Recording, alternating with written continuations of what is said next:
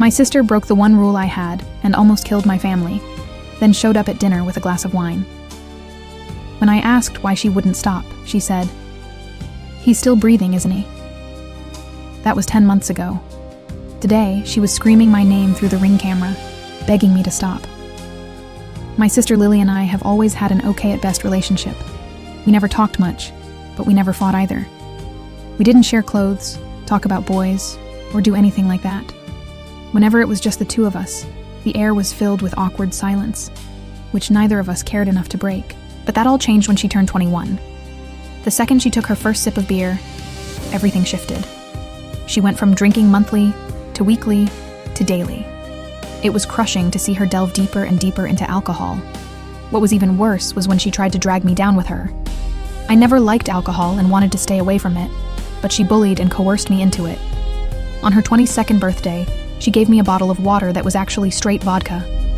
When I spat it out and started coughing, I looked up to see her recording my reaction and laughing. I gave her one final chance after that. I told her if she tried to drag me into drinking again, I would cut her off. A month later, it was her and her boyfriend's anniversary.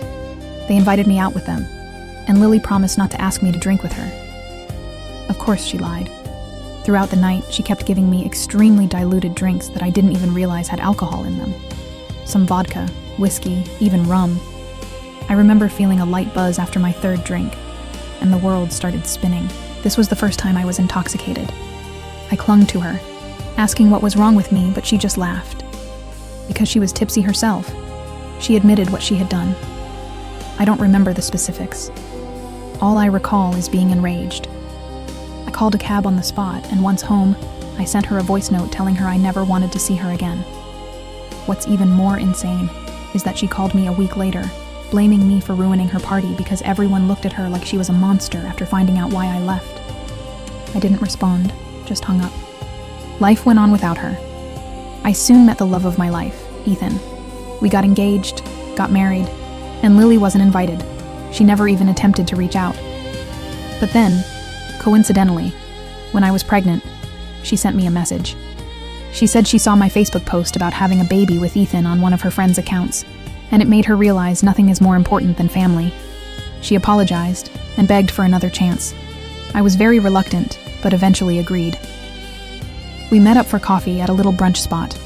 Even though she was nice and apologetic, she still had 3 glasses of wine, which let me know she was still drinking regularly. I asked about it, and she said alcohol was a part of her life she never wished to give up. But she promised that if I let her back into my life, she'd never drag me into drinking again. I thought long and hard about it, and agreed. I wasn't sure what to expect, but everything actually went fine. She respected my boundaries, never asked me to drink, and never got more than tipsy in front of me. But then last week, she came over to my house, and that was when I realized resuming contact with her was the worst thing I could have done. This was the first time I'd let her come over after my baby Noah's birth. I had warned her that she wasn't allowed to go near the baby if she drank, and she told me that was no problem. I still had a bad gut feeling about it, but the last year gave me good reason to trust her, so I pushed my worries away. But then she came over with 2 bottles of wine. We all had a pleasant chat, and even Ethan had a glass. I, however, did not drink. Lily almost finished the 2 entire bottles herself, and was quite hammered. Still, the evening was going okay, but then she asked to use the bathroom. I pointed her upstairs, and after waiting a few minutes, I went to check on her to make sure she wasn't getting sick. But when I went up, she wasn't in the bathroom. She was in our room, sitting on our bed, wasted out of her mind, holding Noah. The second she saw me, she panicked and quickly stood up to give him to me. But as she was standing, she lost balance. She fell and dropped Noah. He fell on the floor. I screamed and went to check on him. Thankfully, he hadn't fallen from a notable height. He was crying but seemed to have no major injuries, which I thank my lucky stars for. Lily got up and started apologizing. I called Ethan, told him to hold Noah, and dragged Lily downstairs and outside to speak to her. I told her I had one rule. Under no circumstance could she get near the baby while drunk. And while drunk, she decided to hold him, then dropped him. She kept apologizing, but I called her a taxi home, saying I never wanted to speak to her again. That, however, turned out to be a mistake because, as it turned out, she had done more than just drop Noah. She had fed him the remainder of her wine bottle, and he was currently upstairs throwing up while Ethan was crying and calling the hospital. The next few hours were a blur of panic. The ambulance took us to the emergency room, where doctors confirmed alcohol poisoning in my infant son. They ran tests to check for other complications, while Ethan and I paced the waiting room, terrified we might lose our baby because of Lily's reckless behavior. The medical staff worked efficiently, but their grave expressions did nothing to ease our fears as they monitored Noah's vital signs and took blood samples. The hospital social worker interviewed us extensively, looking suspicious when we explained how our son had ingested alcohol. I could see in her eyes that she thought we might be covering something up. They started a mandatory child welfare investigation, making us feel like criminals when we were the victims. We had to answer the same questions repeatedly, describing the incident in excruciating detail while our baby received treatment in another room. I tried calling Lily repeatedly during this nightmare, but she wouldn't answer. Texts went unread, voicemails unheard. She had simply vanished after the ambulance took us away. Ethan had made her leave our house, but we expected at least a call to check if Noah was all right. Her complete disappearance only confirmed that deep down she knew the gravity of what she'd done. After an agonizing night at the hospital, the doctors finally told us Noah would be okay. There was no permanent damage detected, though they warned us that even small amounts of alcohol could potentially cause developmental issues that might not be immediately apparent. We'd need to monitor him closely and bring him for follow-up appointments. The relief nearly buckled my knees, and Ethan and I clung to each other, sobbing with gratitude that our son had escaped serious harm. When we brought Noah home the next day, I was filled with equal parts relief and rage. My sister had endangered my child's life, and then disappeared without taking any responsibility. That afternoon, while Noah napped under Ethan's watchful eye, I drove to Lily's apartment, running on adrenaline and no sleep. My knuckles were white on the steering wheel as I rehearsed what I would say, determined to make her understand the consequences of her actions. I pounded on her door until her boyfriend Liam answered, looking hungover and confused. He claimed Lily wasn't there and hadn't come home last night after visiting us. I showed him photos of Noah in the hospital and explained what happened. The color drained from his face. His shock seemed genuine, suggesting Lily hadn't even told him what had transpired. "She's been getting worse," he admitted, "drinking more than ever. I've tried to help, but you make excuses for her." I finished his sentence. "You're enabling her, and she almost killed my baby yesterday." The words came out sharp and clear, cutting through whatever defense he might have been preparing. He denied this, saying she'd been through tough times that I didn't understand. I lost it then, telling him exactly what I thought of both of them. Before leaving, I made it crystal clear. If either of them came near my family again, I'd have them arrested. His stammered apologies followed me down the hallway, but they meant nothing compared to my baby's safety. Back home, I found Ethan holding Noah, who was thankfully sleeping peacefully. We agreed immediately. Lily was permanently cut from our lives. We blocked her number, social media accounts, and email addresses. We installed a simple security camera at our front door. We documented everything that had happened for potential legal action if necessary. The decisions came easily. Our son's safety was non-negotiable. For a week, we focused solely on Noah's recovery, taking turns monitoring him day and night. He seemed to be bouncing back well, showing no lasting effects from the ordeal. We were just starting to breathe easier when my phone exploded with messages from relatives. Lily had posted a tearful, clearly intoxicated video online, claiming I was keeping her from her nephew out of spite. She described herself as a loving aunt, who made one tiny mistake and was now being cruelly punished. The video prompted a flood of family members to contact me, demanding to know why I was being so harsh to my clearly remorseful sister. Some even suggested I was using this incident as an excuse to continue our long-standing feud, as though protecting my child was merely a vindictive act. I couldn't believe it. She had endangered my child's life, disappeared for a week, and then tried to paint herself as the victim. When I attempted to privately message key family members with the truth, I discovered Lily had preemptively told them that I was exaggerating, and that Noah had just accidentally sipped from her glass. Several relatives were now convinced I was overreacting to punish my sister. Their willingness to believe her version of events without even hearing mine was deeply painful, revealing fault lines in our family I hadn't fully appreciated before. Yesterday, we received a formal-looking letter from Lily claiming she'd entered rehab, and her therapist recommended family healing as part of her recovery process. She wanted visitation rights with Noah once she completed the program. Ethan suggested we verify this sudden rehabilitation. So, I called the facility she named. It didn't exist. I'm sitting here now, looking at my beautiful baby boy sleeping in his crib, wondering how my own sister could first endanger his life, and then lie so blatantly to manipulate her way back into our lives. Ethan wants to get a restraining order, but some family members are already calling us heartless for not giving her another chance. The division among our relatives has added another layer of stress to an already traumatic situation. Am I wrong to permanently cut my sister off after what she did? How do I protect my son from both her and the family members who seem blind to the danger she poses? I never imagined becoming a mother would mean defending my child from my own sister, but here we are. Every parenting book I read prepared me for sleepless nights and feeding challenges. None prepared me for having to shield my infant from someone who should have loved and protected him as family. The next day, I called Mason, a friend who worked as a detective and had helped us with some minor issues in the past. I needed advice about restraining orders and what evidence we'd need. He came over during his lunch break and reviewed everything we had so far. "Look, I'm going to be straight with you," Mason said, after looking at our documentation. "Getting a restraining order isn't impossible, but judges typically need more than one incident to establish a pattern of behavior." I showed him the fake rehab letter, the social media posts, and played the drunken video Lily had posted. His expression grew more serious with each piece of evidence. "Document everything," he advised. "Every text, every call, every social media post. Set up cameras if you can afford them, and most importantly, don't engage with her directly." After he left, I set up a separate email account just for documenting Lily's harassment. I forwarded all the messages from relatives, screenshots of her social media posts, and wrote a detailed account of what happened with Noah while it was still fresh in my mind. Ethan installed additional security cameras covering our backyard and driveway. That night, we got our first alert from the front door camera.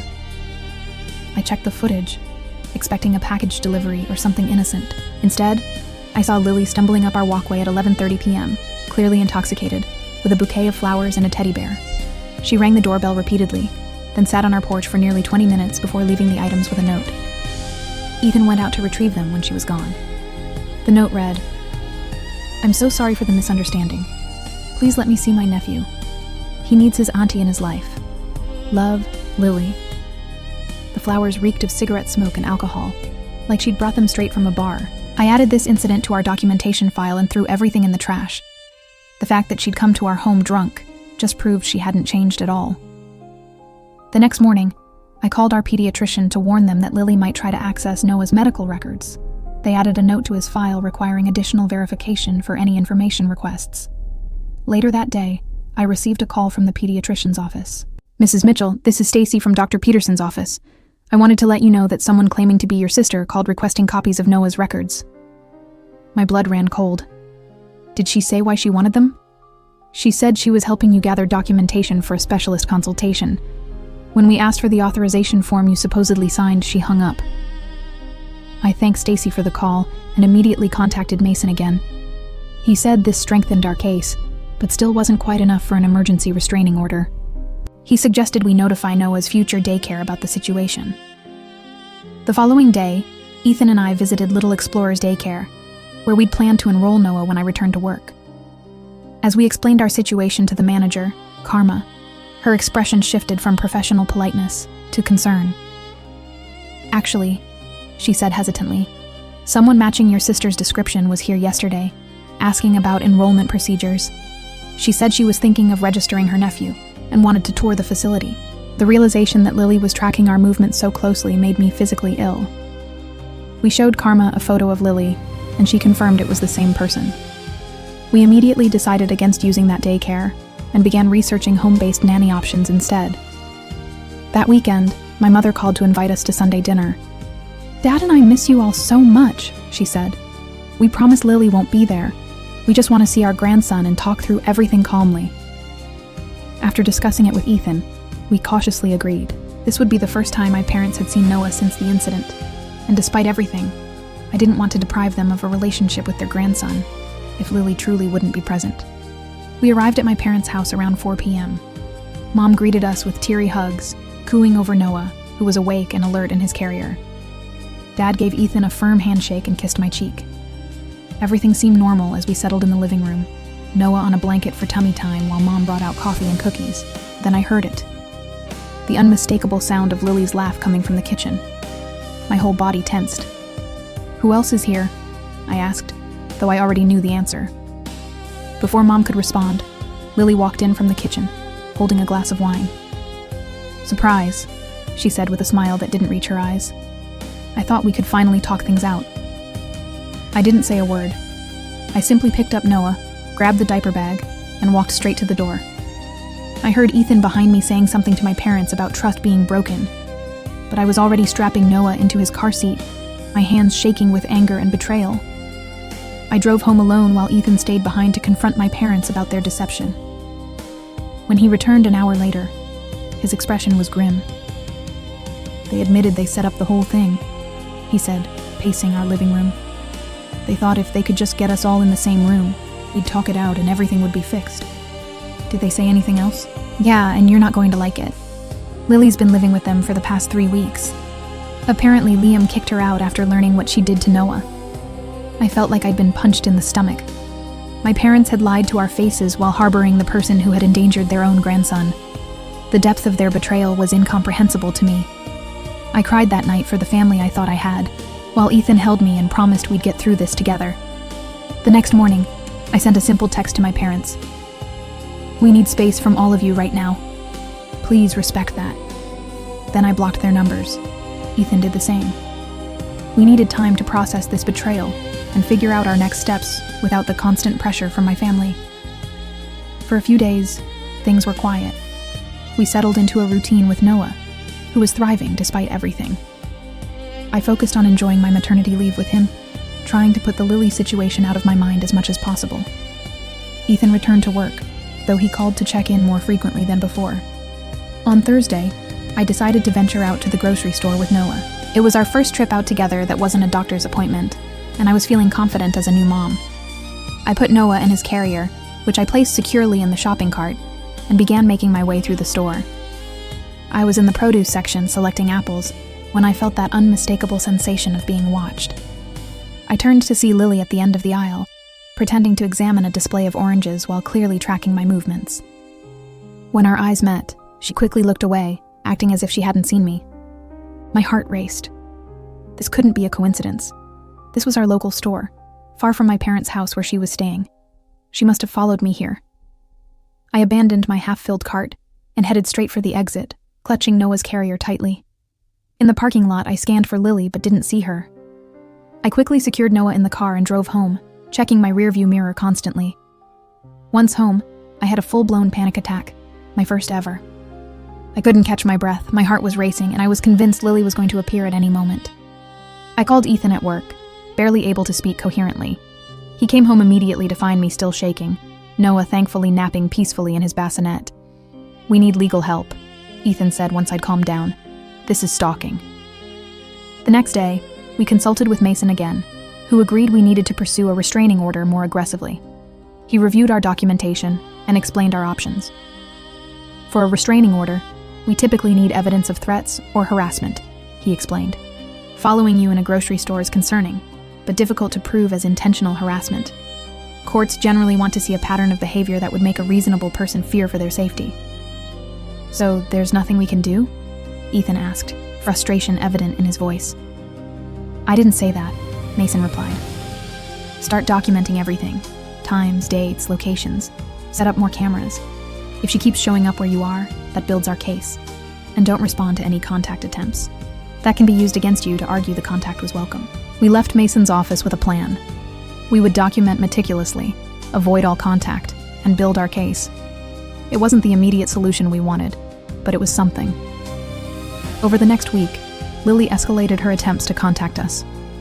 She created new email addresses to bypass our blocks, sent daily messages about her recovery journey, and left voicemails asking for just 5 minutes with Noah. Each message started sympathetically enough, but inevitably included subtle guilt trips and manipulative language. "I know you're just trying to protect Noah," one voicemail said. "But do you really want him growing up without knowing his aunt who loves him so much? Don't you remember how much you loved spending time with Aunt Patty when we were kids?" I saved everything without responding. With each message, her tone gradually shifted from pleading to demanding, from "I understand why you're upset," to "You're being unreasonable, and you can't keep him from me forever." 2 weeks after the grocery store incident, our newly hired nanny, Sophia, reported something disturbing. While taking Noah for a walk in the neighborhood, she noticed the same car circling the block 3 times. She couldn't identify the driver, but the behavior was concerning enough that she cut the walk short and returned to our house. "I'm probably being paranoid," Sophia said, "but with everything you've told me about your sister, I didn't want to take any chances." We thanked her for her vigilance and decided to invest in a GPS tracking device for the stroller. It felt ridiculous. What parent has to track their baby's stroller because of their own sibling? But we were taking no chances with Noah's safety. The next day, I received a troubling call from Harper, a mutual childhood friend who still had occasional contact with Lily. "I don't want to alarm you," Harper said, "but Lily's been asking me some weird questions. She wanted to know what time you usually put the baby down for naps, and if you still keep a spare key under the planter like your parents used to." "What did you tell her?" I asked, trying to keep my voice steady. "Nothing. I told her I hadn't been to your new house and wouldn't know that stuff. She claimed she wanted to leave a special surprise for Noah, but something felt off about it. I thought you should know." I thanked Harper for the warning and immediately called a locksmith to change all our locks. We also changed our alarm codes and made sure every window was secured. That night, neither Ethan nor I slept well, taking turns checking on Noah and listening for any unusual sounds. Around 2 a.m., Ethan nudged me awake. "There's a car parked across the street," he whispered. "It's been there for at least an hour." I peered through our bedroom blinds. Even in the darkness, I could make out the outline of Lily's distinctive hatchback. A figure sat in the driver's seat just watching our house. Ethan pulled on jeans and a sweatshirt. "I'm going out there." "Be careful," I warned, already reaching for my phone in case I needed to call 911. I watched from the window as Ethan approached the car. The headlights suddenly switched on, temporarily blinding him, but he continued forward. I could see him speaking to the driver, his posture tense and defensive. After a brief exchange, the car pulled away from the curb and drove off. "It was her," Ethan confirmed when he returned. "She claimed she was just making sure we were safe. When I told her I was calling the police, she took off." The next morning, we took this new evidence to Mason, who agreed we finally had enough for a temporary restraining order. We filed the paperwork that day, and the order was granted within hours. Lily was now legally prohibited from coming within 500 feet of us, our home, or Noah's doctor's office. For about a week, the restraining order seemed to work. We didn't see Lily's car, receive any messages from unknown accounts, or notice anyone following us. We began to relax slightly, thinking perhaps the legal action had finally gotten through to her. Then, I discovered something horrifying. While checking Instagram one evening, I stumbled across a mommy blog account using photos of Noah. The account was called Auntie's Adventures and featured dozens of my Facebook photos of Noah with captions like, "My precious nephew growing so fast," and "Can't wait for our next cuddle session."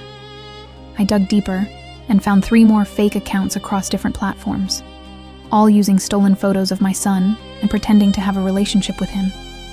One even included fabricated stories about babysitting adventures and special auntie and nephew moments that never happened. I spent hours reporting these accounts and adjusting our privacy settings to lock down all our personal information. Ethan contacted Mason about this new development, but since Lily hadn't directly contacted us or approached us physically, the fake accounts didn't technically violate the restraining order. The stress was taking a toll on both of us. Ethan suggested we start therapy to help deal with the constant anxiety and hypervigilance we were living with. We found a therapist specializing in family trauma, Dr. Lucas, and scheduled our first session for the following week. During that first therapy session with Dr. Lucas, we took turns explaining the situation, from the initial incident with Noah to the ongoing stalking behavior.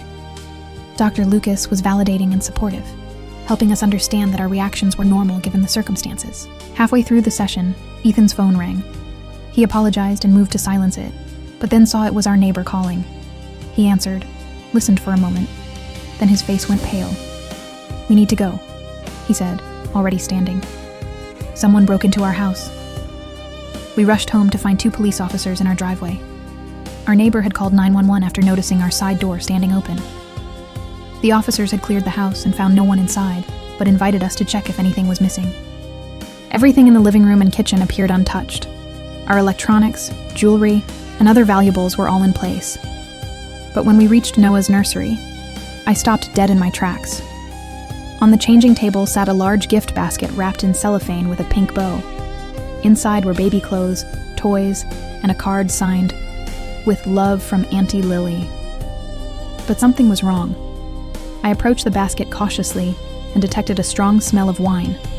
When Ethan carefully unwrapped it, we discovered all the baby clothes were soaked in red wine. The card inside read, "Since you won't let me see him, I thought I'd send something for him to remember me by. Blood is thicker than water, but wine leaves a stronger stain." The police documented everything and took the basket as evidence. They explained that since nothing was damaged or stolen, and Lily had left before they arrived, they could only add this to our case file.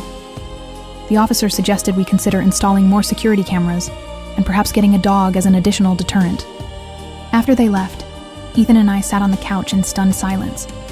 The violation of our home, specifically our baby's room, left me feeling violated and terrified. The wine-soaked clothes were a clear reference to the original incident and showed that Lily not only felt no remorse, but was actively taunting us about it. "We can't stay here," I finally said. "She knows where we live. She can get in anytime she wants. And the police can't do anything until after she's already done something." Ethan agreed. "My parents have been asking us to visit. Maybe we could go stay with them for a while. They live in Lakeside. She wouldn't think to look for us there." The next day, we packed essentials for an extended stay, installed additional security cameras that would send alerts to our phones, and drove to Ethan's parents' house in Lakeside. We didn't tell anyone where we were going, not even our close friends, fearing the information might somehow get back to Lily. Ethan's parents, Robert and Patricia, welcomed us warmly, converting their home office into a temporary nursery for Noah.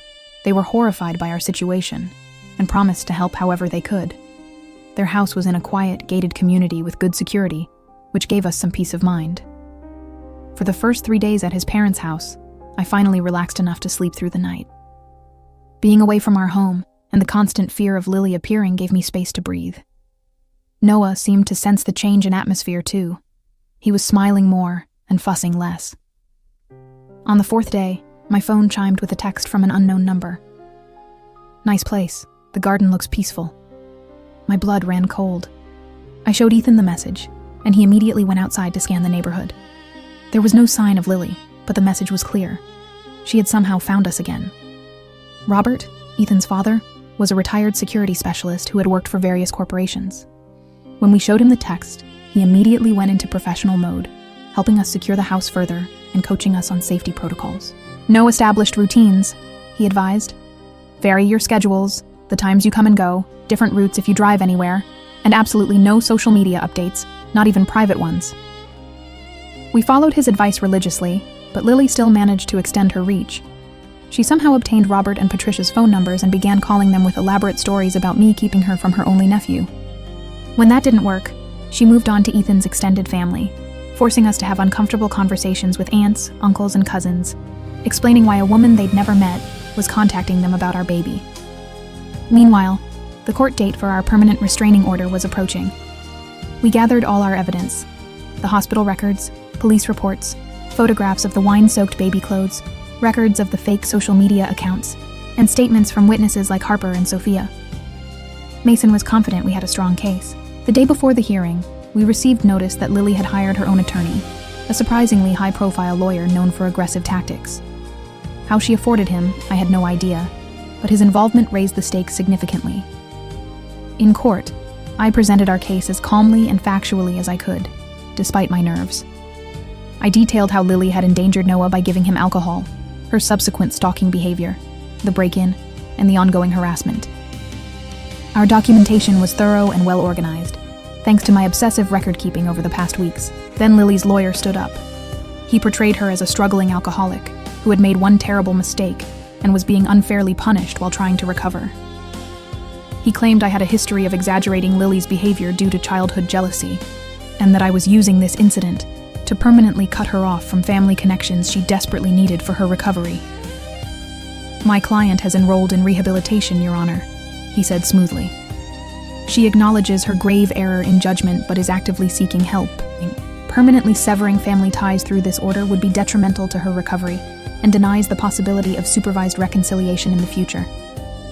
The judge asked several pointed questions of both sides, then announced he would take a 30-day continuance to review all evidence before making a final decision. In the meantime, the temporary restraining order would remain in effect. We left the courthouse feeling deflated. We'd hoped for immediate resolution, but now faced another month of uncertainty. As we walked to our car, I spotted my mother standing near the courthouse steps. She approached cautiously, looking thinner and more tired than I remembered. "Can we talk?" she asked. "Just for a minute." Ethan squeezed my hand, but stepped away to give us privacy. I crossed my arms defensively, not ready to forgive her betrayal. "Lily told us she's having suicidal thoughts," my mother said without preamble. "She says being cut off from family is killing her. Can't you drop this restraining order and let us work together as a family to help her?" I couldn't believe what I was hearing. "Mom, she gave alcohol to my infant son. She broke into our house. She's stalking us, and you want me to just forgive and forget because she says she's suicidal?" My mother looked down. "We're just trying to help both our daughters. Is that so wrong?" "How did she find us at Ethan's parents' house?" I asked suddenly, a suspicion forming. My mother's guilty expression confirmed my fears before she spoke. "I might have mentioned where you were staying. I didn't think it was a secret." The betrayal hit me all over again. My own mother had compromised our safety, all while trying to guilt me into dropping protections for my child. I took a deep breath, fighting back tears. "We're done here," I said quietly. "Don't contact us again until you decide which daughter's well-being you actually care about." I walked away, joining Ethan at the car. As we drove back to his parents' house, I explained what had happened. We decided it was time to cut contact with my parents as well, at least temporarily. They had proven they couldn't be trusted with even basic information about our whereabouts. That evening, Patricia handed me a sealed envelope that had been dropped off while we were at court. "A young man delivered this," she explained. "He said it was important." Inside was a handwritten letter from Liam, Lily's ex-boyfriend. He explained that he'd broken up with her after witnessing her obsession firsthand and wanted to warn us about her deteriorating mental state. "She talks about rescuing your baby all the time," he wrote. "She's drinking heavily again and has a whole wall covered with photos of him printed from your old social media. I'm truly scared for what she might do and thought you should know." We immediately provided this information to Mason and the police, who finally began taking our concerns more seriously. Mason filed an addendum to our restraining order request, including Liam's letter as new evidence. The night before our rescheduled court date, the security system at Ethan's parents' house triggered an alert. The cameras captured Lily attempting to enter the backyard by scaling the fence. The alarm had activated automatically, sending her running before she could get fully over the fence. The footage clearly showed her face, giving us fresh, undeniable evidence of her violating the temporary order. In court the next morning, the judge reviewed both the original evidence and the new developments. This time, Lily appeared surprisingly composed. She wore a conservative dress, minimal makeup, and kept her eyes downcast in an appearance of contrition. Her attorney presented a new narrative. Lily had recognized her problems and was actively seeking treatment for alcohol addiction. He submitted paperwork from a treatment facility as evidence of her commitment to change. When given my chance to speak, I delivered an emotional but fact-based account of everything that had happened. I explained that while I wished my sister well in any genuine recovery effort, her repeated violations of boundaries and the escalating nature of her behavior made me fear for my family's safety. "Your Honor," I said, my voice catching despite my best efforts. "I wake up every night checking that my baby is still breathing in his crib. I can't go to the grocery store without looking over my shoulder. My sister gave alcohol to my infant, broke into our home, and has now followed us to a different city. This isn't about punishment. It's about protection." The judge considered all the evidence, particularly the recent security footage showing Lily's attempt to enter Ethan's parents' property. He granted the permanent restraining order immediately, ordering Lily to stay at least 1,000 feet away from me, Ethan, Noah, and any residence or workplace associated with us for a period of 3 years. We felt momentary relief as we left the courthouse, but it was short-lived. Within hours, Lily violated the order by sending an email from a new address. "No piece of paper will keep me from what's mine. Blood doesn't smudge away with a judge's signature." We forwarded it immediately to the police and Mason, who advised us that this violation could result in her arrest. Officers went to Lily's last known address to serve the restraining order and potentially arrest her for the immediate violation, but discovered she had vacated her apartment days earlier. What they found there was disturbing. According to the officer who called us, her apartment was filled with empty liquor bottles and a wall covered with printed photos of Noah, some taken from social media, others clearly photographed through windows or from a distance. There were also maps with our routines noted, including Noah's usual nap times and when Ethan typically left for work. An alert was issued for Lily's apprehension, which only intensified our fear. Not knowing where she was, or when she might appear next, meant we couldn't let our guard down for a moment. We decided to remain at Ethan's parents' house rather than return home, feeling at least somewhat safer with the gated community and additional security measures. 3 tense days passed with no sign of Lily. We began to hope that perhaps she'd left the area entirely, seeking a fresh start somewhere else. Ethan even ventured back to our house briefly to collect more of our belongings, reporting that everything seemed untouched since we'd left. On the 4th day, Sophia took Noah to the community park within the gated neighborhood. Patricia went along, giving me my first hour alone in weeks. I used the time to shower and actually blow dry my hair, small acts of self-care that had become luxuries in our constant state of vigilance. My phone rang just as I was finishing. It was Sophia, her voice tight with controlled panic. "I think I just saw your sister," she said quietly. "There's a woman who's been following us around the park for the last 20 minutes. She's keeping her distance, but I recognize her from the photos you showed me." My heart raced. "Where are you now?" "Near the playground. Your mother-in-law is with Noah on the swings. I stepped away to call you." "Stay with them," I instructed. "Ethan will be there in 2 minutes. I'm calling the police." I hung up and immediately called Ethan, who was working in his father's home office. He ran out the door without even ending the call. Then I dialed 911, explaining the situation and the active restraining order. They promised to dispatch officers immediately. Through the living room window, I saw Ethan's car screeching out of the driveway. I paced anxiously, waiting for news. 5 minutes later, though it felt like hours, Ethan called back. "We've got Noah," he said, breathless. "We're coming home now." Sophia definitely saw Lily. She tried to run when I showed up, but the security guard stopped her at the gate. "Police are taking her into custody now." I collapsed onto the couch in relief. When they arrived home minutes later, I clutched Noah to my chest, breathing in his baby scent and letting tears flow freely. For the first time in weeks, I allowed myself to believe we might actually be safe. Later that evening, an officer called to confirm that Lily had been arrested for violating the restraining order. She would be held pending a bail hearing, and given her history of violations, there was a good chance she would remain in custody, at least temporarily. We thanked the officers profusely for their quick response. That night, I slept deeply for the first time in what felt like months, with Noah's bassinet pulled close to our bed, and the knowledge that, at least for now, Lily couldn't reach us. The next morning, we began serious discussions about our long-term plans. Did we want to return to our home eventually? Should we consider moving to a different city? How would we handle family events in the future, knowing my parents couldn't be trusted to maintain boundaries?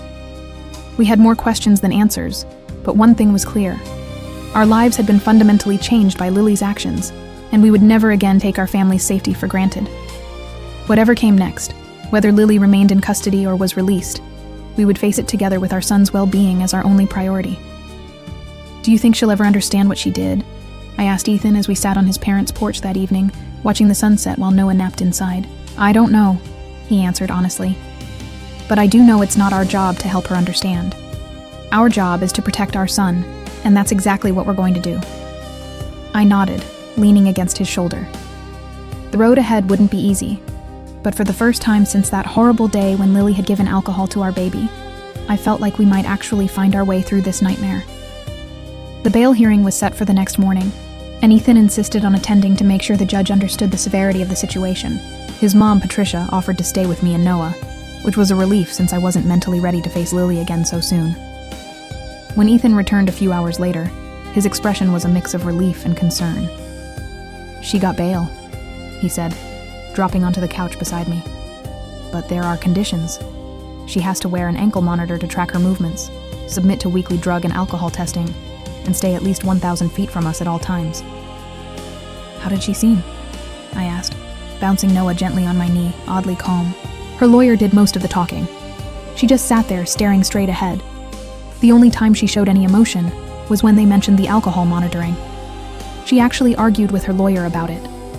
That didn't surprise me. Even with everything at stake, alcohol was still her priority. We decided to remain at Ethan's parents' house a while longer, not quite trusting the monitoring system to keep us safe. Noah seemed happy enough with the arrangement, thriving under the additional attention from his grandparents. 2 weeks later, we received a call from Mason.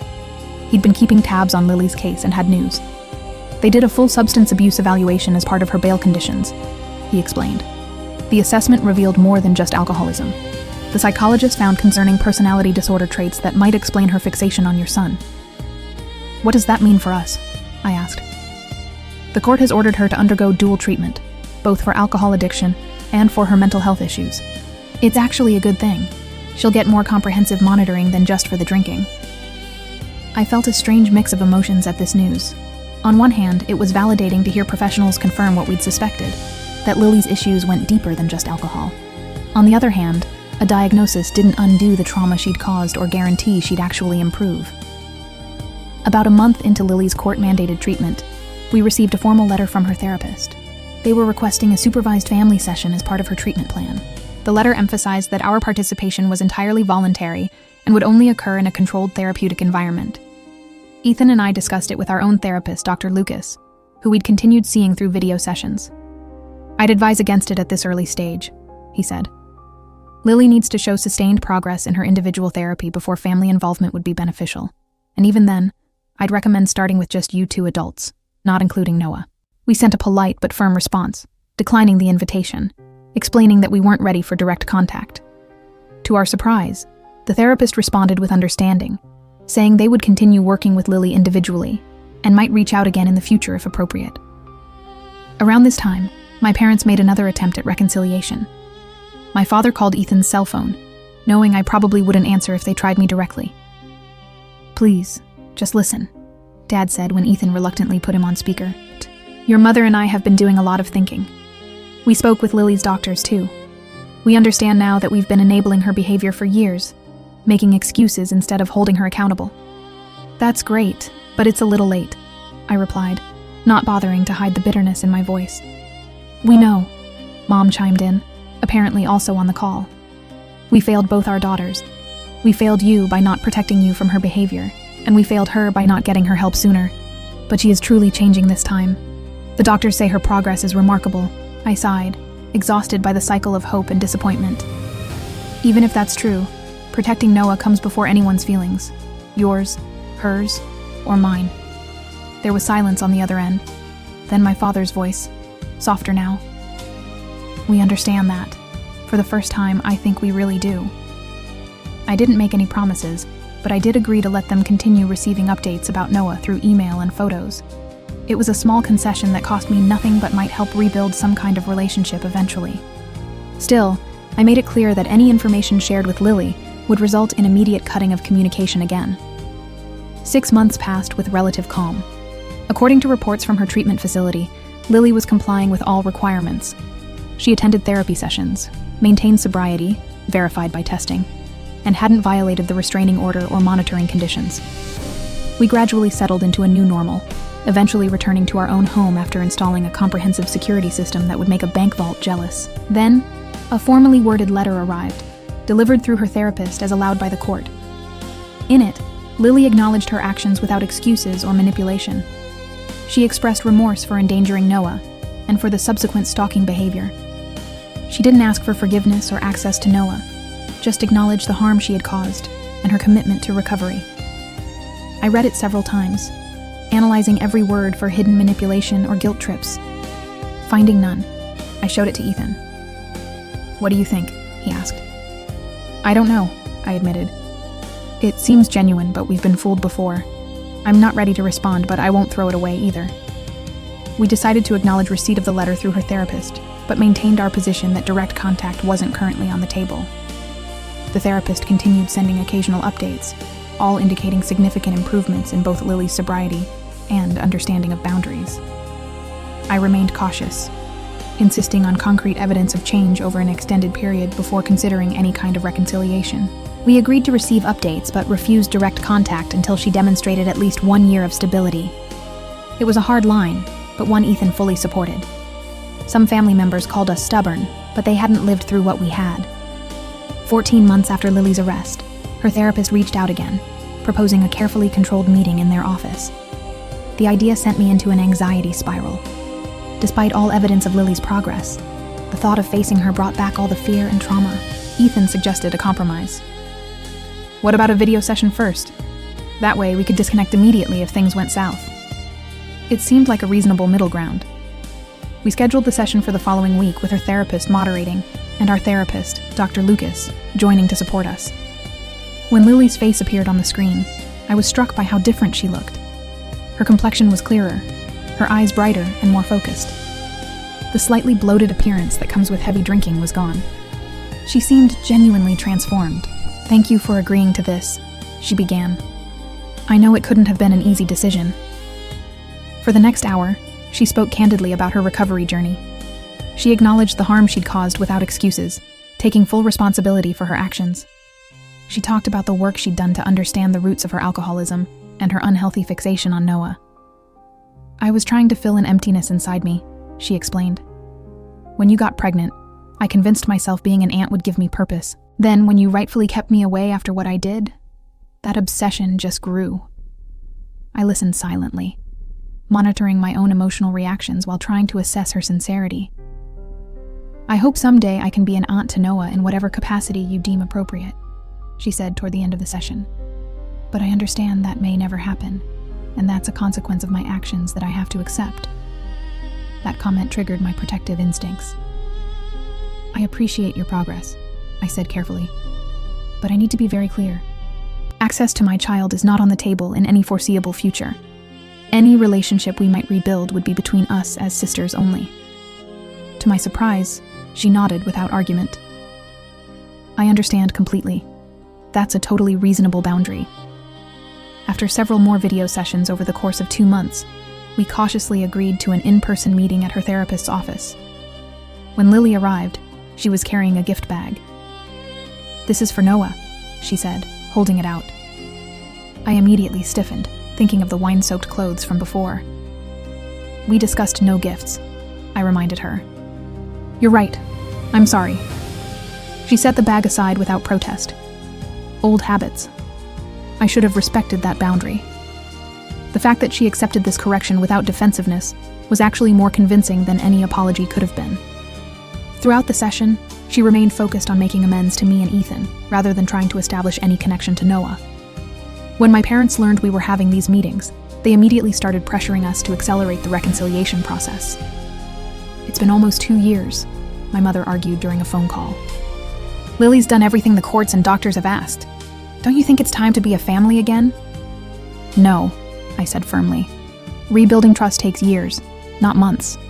The fact that you're trying to rush this shows you still don't fully understand the situation." That shut down the conversation quickly. Over time, my parents learned that pushing only resulted in us pulling back further. They eventually accepted our timeline, even if they didn't fully understand it. By the 2-year mark of Lily's recovery, we had established a cautious, distant relationship. She attended occasional family gatherings where Noah was present, but under strict conditions. She remained completely sober and was never alone with him. She accepted these limitations without complaint, seeming to understand they were the natural consequences of her past actions.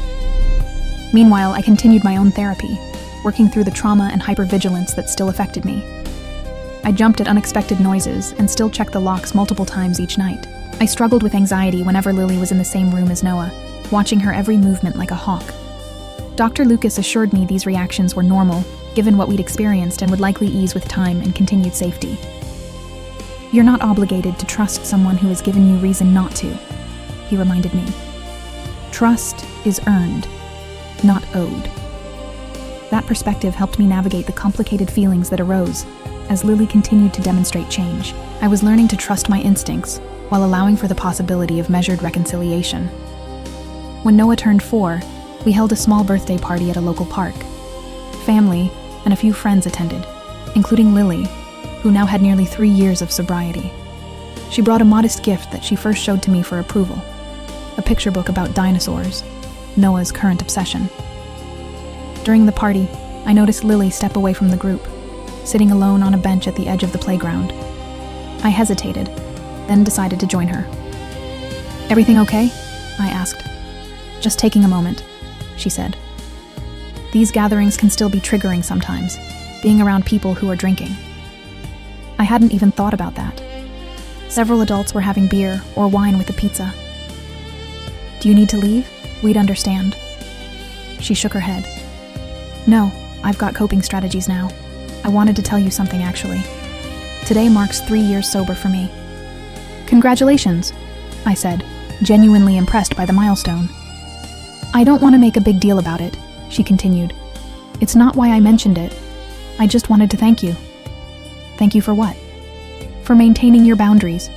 If you had given in when I was manipulating everyone, if you had allowed me back into your life easily, I probably wouldn't have gotten the help I needed. Your refusal to accept my behavior forced me to actually confront my issues. I didn't know what to say to that. After a moment, I simply nodded and said, I'm glad you're doing better. As I walked back to the party, I realized we had found a new equilibrium. Not the close sisterhood I might have dreamed of as a child, but a carefully managed relationship built on hard-earned respect. Noah's safety and well-being remained the non-negotiable priority, but there was room now for cautious interaction. Last week, Lily celebrated 4 years of sobriety. She moved to a neighboring town for a job in addiction counseling, using her experience to help others. She maintains appropriate boundaries, always checking before sending gifts for Noah's birthdays and holidays. She never asks for unsupervised time with him and respects our parenting decisions without question. Sometimes I catch myself watching her interact with Noah during family gatherings, him showing her his latest Lego creation, her responding with appropriate interest. In those moments, I feel a complex mix of emotions. Lingering wariness, sadness for what might have been in a different reality, but also a measured appreciation for the work she's done to change. Noah knows a simplified version of our history. We explained that Auntie Lily was very sick when he was a baby and made some bad choices that meant she couldn't see him for a long time. He accepts this with the straightforward logic of children, neither particularly attached to her nor afraid of her. As for me, I've come to accept that some wounds never fully heal. I doubt I'll ever completely relax when Lily is around Noah. I'll probably always have that instinctive urge to move closer when she interacts with him. But the acute fear has subsided, replaced by a vigilant caution that feels manageable. Ethan and I recently discussed having another child. The conversation brought up unexpected anxiety for me. Memories of those terrifying days with Noah flooded back. But Ethan gently reminded me that we're not the same people we were then.